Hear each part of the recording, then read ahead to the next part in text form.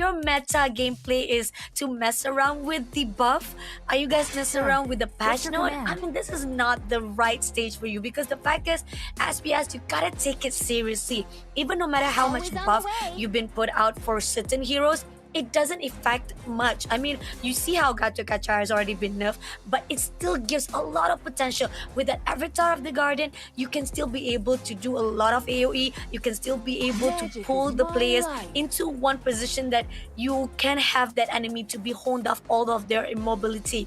But at that point on, those people or those heroes who are being buff as well, it's not gonna be matter as well. If those are the things that you have to think about when it comes to noting on those choices. But bans comes out here, we see that Harith has been banned. Fanny and Chip already been typically been banned out. Matilda, Hilda, as well as Eve.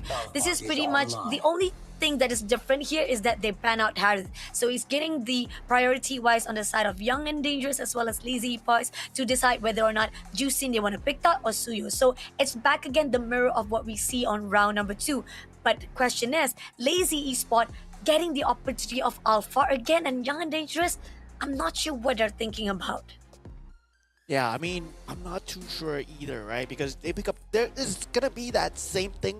This is like a replay. Yeah. Because you pick up the Zusin, then the enemy pick up the Suyo and Cho, then you're gonna pick up that Alpha once again. And right now, okay, something different. We see the Wan coming out. Okay, 1-1 coming out. It's a 1v1 situation coming in from Lazy Spot. They're going to make sure to try to get that individual fight, but still a great offensive coming side into the Lazy Spot as well. But on the side of Young and Dangerous right now, they have the potential of Nathan in their hands. Yeah, I mean, Nathan is way better than Brody. So, yeah, I like it. I like it already. I like it already. Because you have that late game. And 1-1, yes, it's not that too good without you having that pickoff potential, right? So, I mean, what we usually see is like they pick up the Franco, they usually pick up the Cho, something like a Kaja or a Jawhead to displace the enemy. But one of the meta heroes that is also good is also gonna be, what's that called? The Arlot with the Final Slash, yeah.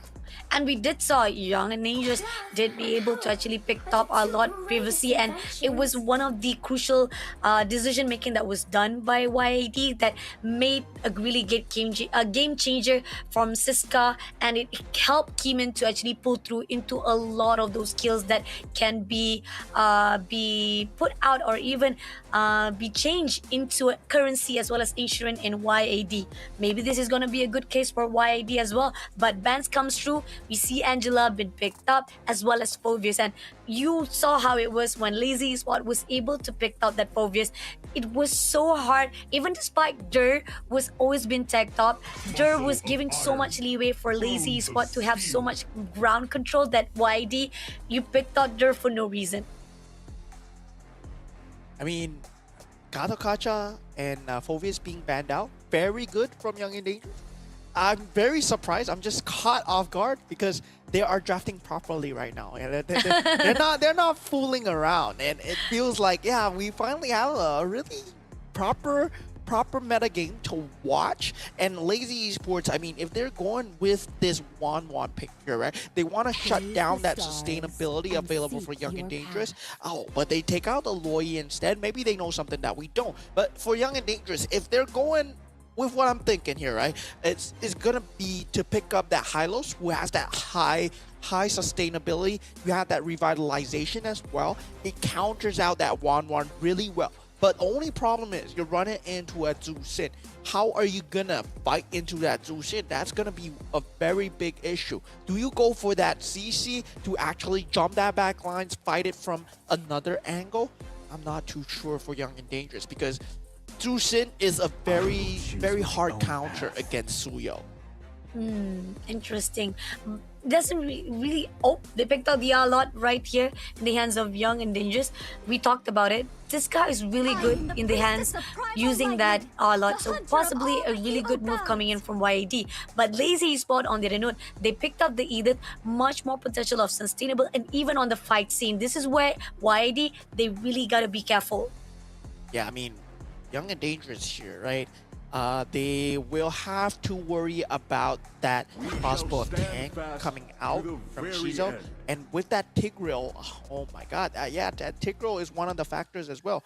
Yeah, you deny away the Arla, but now you have the Tigreal to worry about.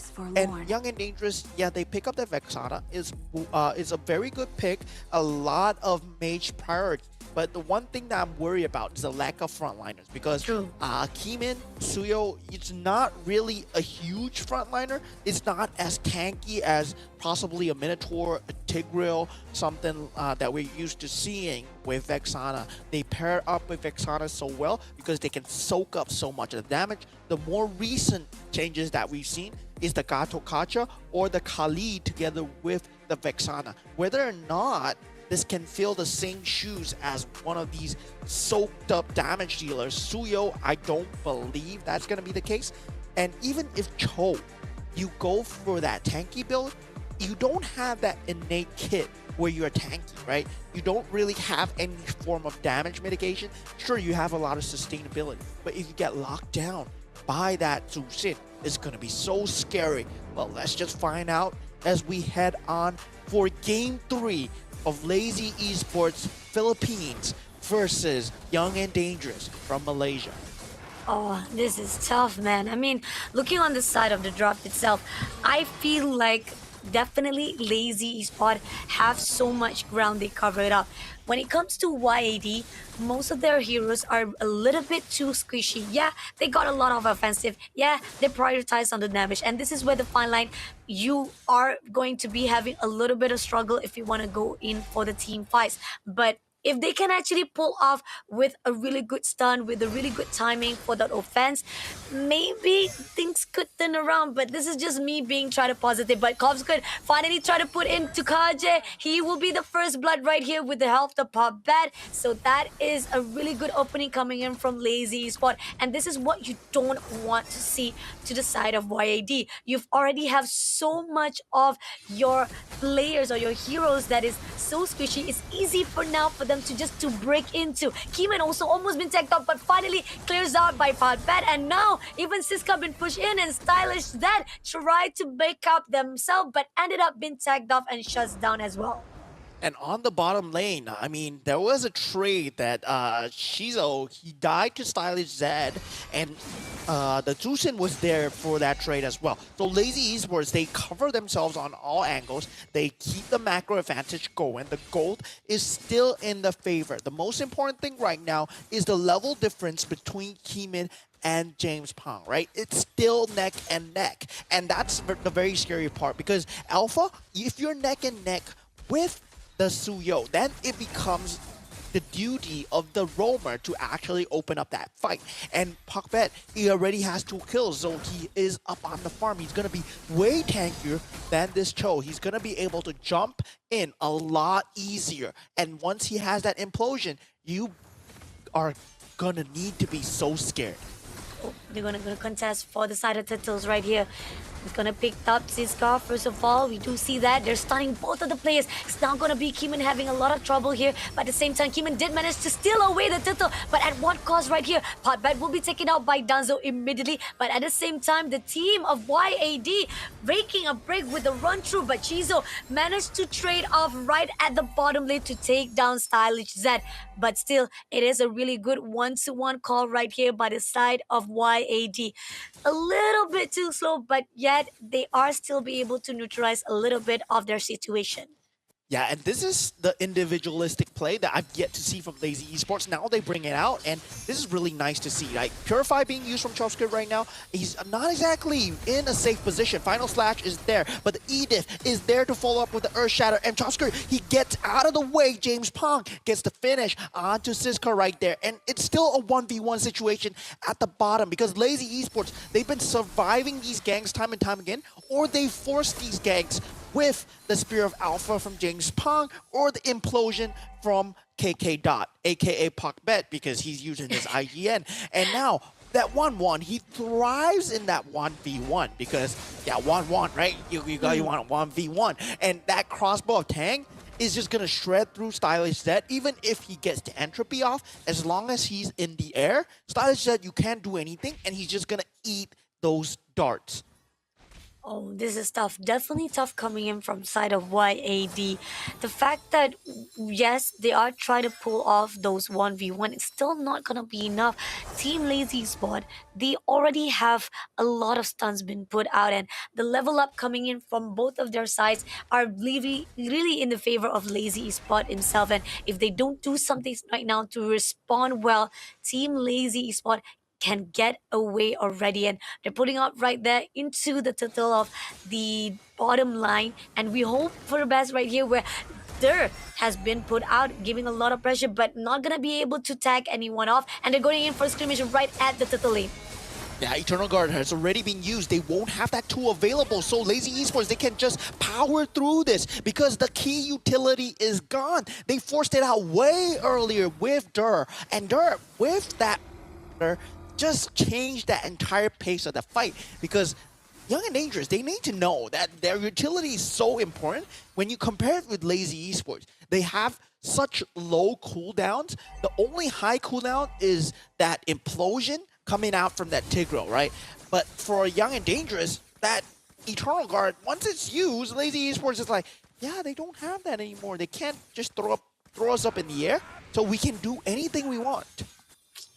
Oh, this is tough. And we do see KJ trying to pick up pot bet first of all. A really good, at least, way of dragons for them. But it's not going to be enough. Not able to connect the dot. Now they're going to actually try to pick up KJ.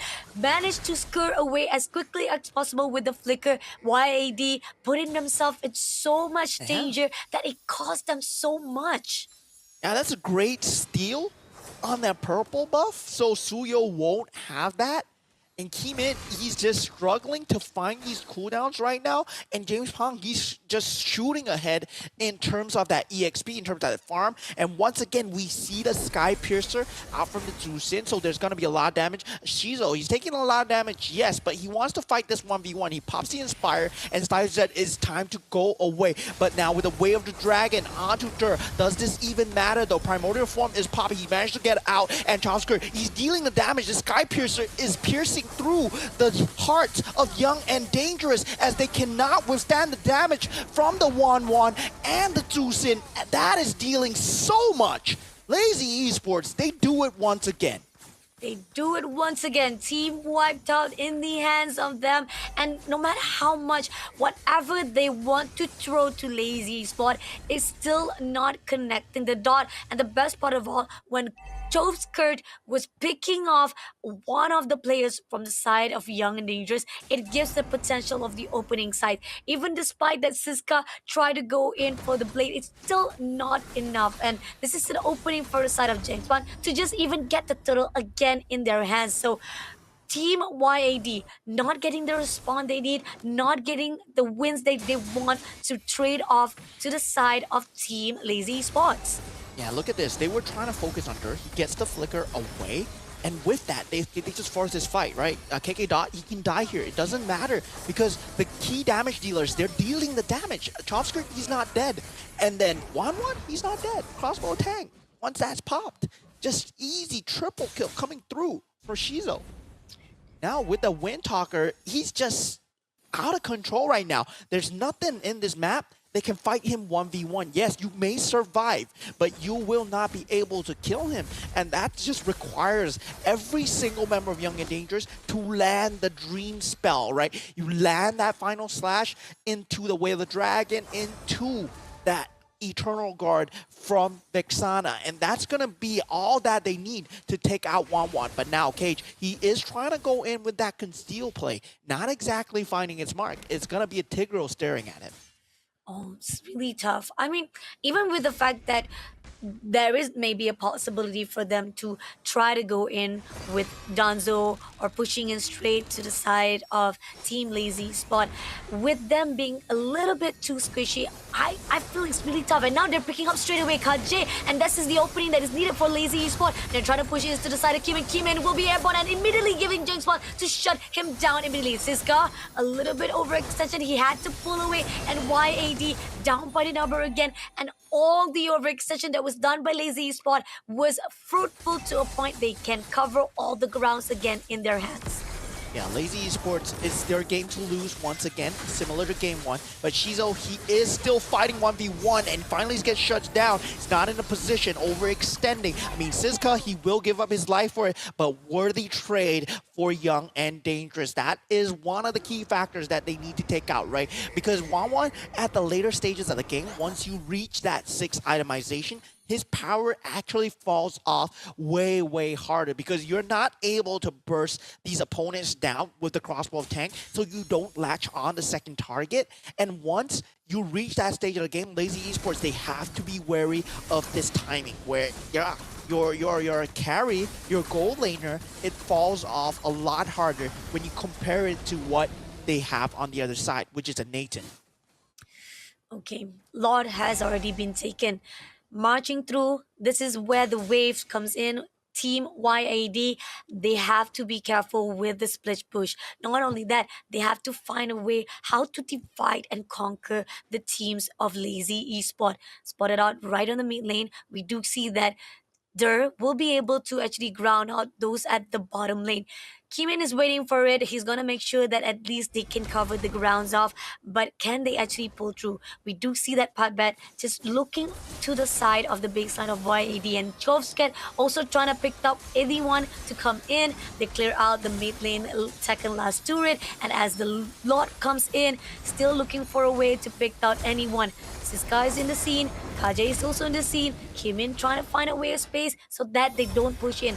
Lord has been denied, but now they're going to go in for the push for the side of Siska.